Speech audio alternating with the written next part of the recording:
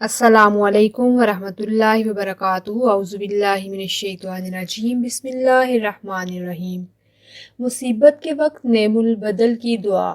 रसूल करीम सल्लल्लाहु अलैहि वसल्लम ने फरमाया, अगर किसी बंदे को कोई तकलीफ या सदमा पहुँचे और वो ये अल्फाज कहे तो अल्लाह ताला उसे ज़रूर इसका नेमुल बदल अता फरमा देते हैं।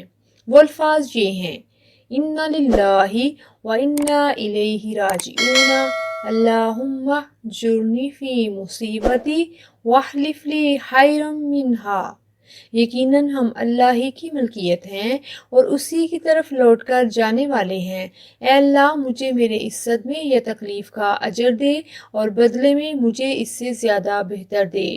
हदीस मौजूद है सही मुस्लिम के अंदर। नाज़रीन, खुद भी हदीस पर अमल कीजिए, इसे शेयर ज़रूर कर दीजिए कि आपके शेयर करने से जितने भी लोगों को फ़ायदा हुआ उसका अजर आपको भी मिलेगा इंशाअल्लाह।